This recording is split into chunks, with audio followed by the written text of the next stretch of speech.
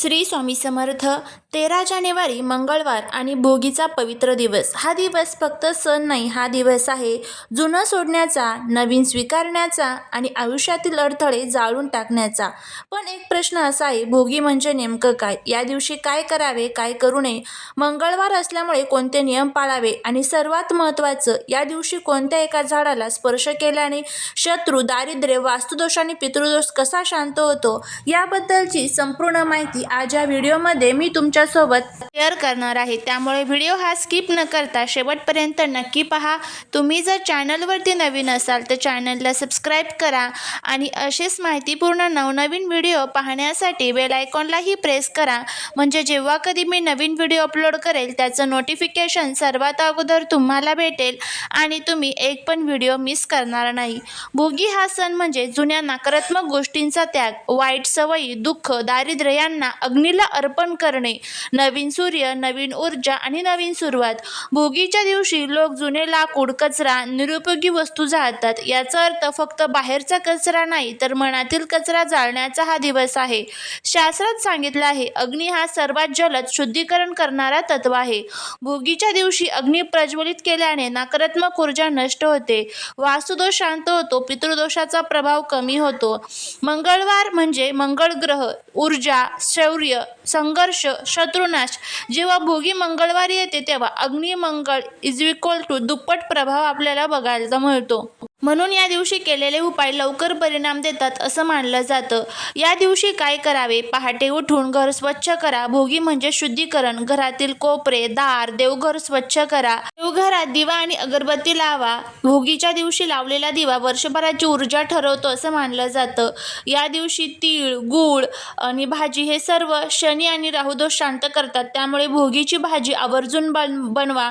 त्याचबरोबर भोगीच्या दिवशी काय करू नये? भांडण करू नये, जुनी फुटलेली वस्तू घरात ठेवू नये, संध्याकाळी घर अंधारात ठेवू नये, उधारी देऊ नये, नकारात्मक शब्द वापरू नयेत, कारण भोगीचा दिवस हा शोषण करणारा असतो. भोगीचे खास उपाय या दिवशी केले जातात. त्यामध्ये शत्रुनाश करण्यासाठी भोगीच्या दिवशी एक लाल कपडा घ्या, त्यात थोडा गूळ आणि तीळ बांधा आणि देवघरात ठेवा. यामुळे शत्रूंची ताकद कमी होते, खोटे आरोप शांत होतात. दुसरा उपाय तो आहे म्हणजे दारिद्र्य नाश करण्यासाठी संध्याकाळी दिवा लावताना थोडे तेल वापरा. दारिद्र्याचा प्रभाव हळूहळू कमी होतो असं मानलं जातं. आणि त्याचबरोबर हा जो एक उपाय आहे तर तो देखील आपल्याला करायचा आहे. बघा, आपण खूप कष्ट करतो, मेहनत करतो, पण तरीही त्या कष्टाचं, मेहनतीचं फळ आपल्याला मिळत नसेल, घरामध्ये आलेला पैसा हा घरामध्ये टिकत नसेल, सतत तो अडचणी, अडथळे, आजारपण यामध्ये तो खर्च होऊन जात असेल, अनेक प्रकारच्या दुःखांचा आणि संकटांचा आपल्याला सामना करावा लागत असेल, वाईट शक्ती, वाईट जे दोष आहेत तर ते सतत आपल्या मागे असेल, घरामध्ये सतत भांडण, कटकट, वादविवाद होत असेल, तुम्ही खूप कष्ट करता, मेहनत करता, पण तरी त्या कष्टाचं, मेहनतीच्या प्रमाणामध्ये घरामध्ये पैसा येत नसेल. काही अशी लोक असतात ना, त्यांना आपली झालेली प्रगती जी आहे तर ती बघवत नाही आणि यांनाच आपण शत्रूंचा त्रास असे म्हणतो. ही लोक मग आपले शेजारी, रिलेटिव्स देखील असू शकतात आणि त्यामुळे कुठेतरी घरामध्ये सतत भांडण, कटकट होत असते, शांतीचं वातावरण घरामध्ये नसतं. त्यासाठीच आपल्याला हे छोटे पण प्रभावी असे उपाय करायचे असतात. बघा, मकर संक्रांतीचे प्रमुख हे 3 दिवस असतात. त्यामध्ये भोगी हा पहिला दिवस असतो आणि भोगीच्या दिवशी प्रत्येक घरामध्ये भोगीची भाजी जी आहे तर ती बनवली जाते. यामध्ये वेगवेगळ्या प्रकारच्या शेंगभाज्या, फळभाज्या ज्या आहेत तर त्या एकत्र करून तीळ टाकून त्यानंतर ही भाजी बनवतात. असं म्हणतात की जो न खाई भोगी तो सदा रोगी. त्यामुळे ही भोगीची भाजी प्रत्येक घरामध्ये बनवावी. त्याच्यासोबतच बाजरीची भाकरी सुद्धा बनवली जाते. ती आवर्जून तुम्ही या दिवशी बनवू शकता. यामुळे घरातील इडापिडा, दारिद्र्य जे आहे तर ते नष्ट होण्यासाठी मदत होत असते. तुम्हाला माहीत असेलच, घरामध्ये आपल्याला असं वाटतं की कोणत्या जन्माचे भोग आपण भोगत आहोत की आपल्याला कुठेच प्रगती होत नाही. त्यासाठीच भोगीच्या दिवशी हे काही छोटे पण प्रभावी असे उपाय जे आहेत तर ते आपल्याला करायचे असतात. त्यामुळे आपल्याला चांगला फायदा जो आहे तर तो बघायला मिळतो. आता हा उपाय आपल्याला कशा पद्धतीने करायचा आहे त्याबद्दलची सर्व माहिती आपण घेऊया.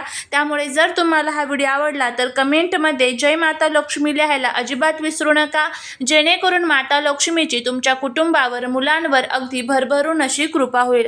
आपल्या आजूबाजूला अनेक प्रकारची झाडं झुडपं असतात आणि त्यामध्ये दैवी शक्ती निवास करत असतात. या दैवी शक्तींचा फायदा हा आपल्याला कसा होतो, ज्या वेळेस या पवित्र तिथींवरती आपण या झाडांना स्पर्श करतो त्यावेळेस त्या झाडांमध्ये जी ऊर्जा असते ती ऊर्जा आपल्याला मदत करत असते आपल्या जीवनातील सर्व दुःख आणि दारिद्र्य दूर करण्यासाठी. कारण या झाडांमध्ये साक्षात परमेश्वर जो आहे तर तो निवास करतो. बेलाचे झाड, पिंपळाचे झाड, तुळस, वड, औदुंबर अशा अनेक प्रकारच्या झाडांचा आपण उपाय जे आहे तर तो हिंदू धर्मग्रंथांमध्ये आपल्याला सांगितलेले जातात. आणि हे उपाय ज्या वेळेस या पवित्र तिथी असतात, या पवित्र तिथींवरती जर आपण केले तर याचा खूप चांगला फायदा हा आपल्याला देखील बघायला मिळत असतो. तर आता हे कोणतं झाड आहे आणि याच्यापाशी आपल्याला कशा पद्धतीने उपाय करायचा आहे ते आपण बघूया. जर तुमच्या घरामध्ये खूप मोठ्या प्रमाणामध्ये पितृदोष असेल, त्याचबरोबर घरामध्ये खूप अडचणींचा तुम्हाला सामना करावा लागत असेल, तर त्यासाठी सुद्धा तुम्ही हा जो उपाय आहे तर तो करू शकता. तर तुम्हाला काय करायचं आहे, भोगीच्या दिवशी सकाळी लवकर उठायचं आहे, स्वच्छ आंघोळ करायची आहे. घरातील जर पुरुष असेल किंवा महिला असेल कोणीही हा जो उपाय आहे तर तो करू शकतो. फक्त घरामध्ये सुतक पिरियड्स वगैरे नको याची आपल्याला काळजी घ्यायची आहे. तर सर्वात प्रथम काय करायचं, एक तांब्याभर पाणी घ्यायचं, त्या पाण्यामध्ये थोडीशी हळद आणि थोडेसे तुम्हाला साखर टाकायचे आहे. एक दिवा प्रज्वलित करून घ्यायचा, एक लवंग घ्यायची. दिवा हा तुपाचा असेल तर अतिशय उत्तम, नाही तर तेलाचा जरी दिवा घेतला तरीही चालेल. त्यानंतर आपल्याला तुमच्या आजूबाजूला जिथे कुठे वडाचं झाड असेल त्या वडाच्या झाडाजवळ जायचं आहे. वडाचं जे झाड आहे तर ते ब्रह्मा, विष्णू, महेश या तीनही देवतांचे प्रतीक असते. वडाच्या झाडामध्ये 3 तत्व असतात आणि वडाच्या मुळांमध्ये पितर वास करत असतात. या वडाच्या झाडाची जर आपण या दिवशी पूजा केली तर पितृदोष शांत होतो. आणि बघा, ह्या त्रिसंयोग पितृदोषासाठी हा झाड जे आहे तर ते प्रभावी मानले जातात. वडाचे झाड मंगळ ग्रहाशी संबंधित मानले जाते, म्हणून मंगळवारी वडाच्या झाडाला स्पर्श करून शत्रूंच्या कारस्थानावरती पडदा टाकता येतो. वडाचे झाड हे शौर्याचे प्रतीक आहे. जो माणूस श्रद्धेने वडाला स्पर्श करतो त्याच्या घरात स्थिरता येते, पैसा टिकत नाही, वास्तुदोषाची तीव्रता कमी होतं असं देखील म्हटलं जातं. तर काय करायचं, झाडाजवळ जायचं, त्यानंतर तुम्हाला झाडाला जे पाणी आपण आणलेलं आहे तर ते अर्पण करायचं आहे. त्यानंतर त्या झाडाच्या तुम्हाला प्रदक्षिणा मारायच्या आहे, हात जोडून 3 प्रदक्षिणा मारायच्या. आणि त्यानंतर आपल्याला तिथे जी लवंग आपण घेतलेली आहे तर ती लवंग वडाच्या झाडाच्या मुळाशी तुम्हाला तिथे अर्पण करायची आहे. झाडाच्या खोडाला हलक्या हाताने स्पर्श करायचा आहे आणि मनामध्ये म्हणा, माझ्या जीवनातील शत्रू, दारिद्र्य, दोष शांत व्हावेत, एवढंच आपल्याला म्हणायचं आहे. आणि त्यानंतर आपल्याला झाडाला नमस्कार करून तुमची एखादी इच्छा असेल ती सुद्धा तुम्ही व्यक्त करू शकता. माझ्या जीवनातील आलेले जे काही संकट आहे तर ते सुद्धा नष्ट होऊ दे अशी आपल्याला प्रार्थना करायची आहे. तर अशा पद्धतीने आपल्याला वडाच्या झाडाजवळ हा जो उपाय आहे तर तो करायचा आहे. अगदी साधा सोपा हा उपाय तुम्ही करून बघा, याचा खूप चांगला फायदा हा तुम्हाला बघायला मिळेल. जीवनातील सर्व दुःख, दारिद्र्य, दोष, अडचणी हे दूर होताना दिसून येईल. आणि त्याचबरोबर भगवान विष्णू, देवी लक्ष्मीची आपल्यावरती कृपा होईल. त्याचबरोबर भगवान सूर्यदेवांना मकर संक्रांतीचा हा सण जो आहे तर तो समर्पित असतो, त्यांचीही कृपा आपल्यावरती होईल. झालेली सेवा ही महाराजांच्या चरणी रुजू करते. जर तुम्हाला हा व्हिडिओ आवडला असेल तर लाईक, शेअर आणि सबस्क्राईब करायला विसरू नका. भेटूया पुढच्या एका छानशा नवीन व्हिडिओत एका नवीन माहितीसोबत. श्री स्वामी समर्थ.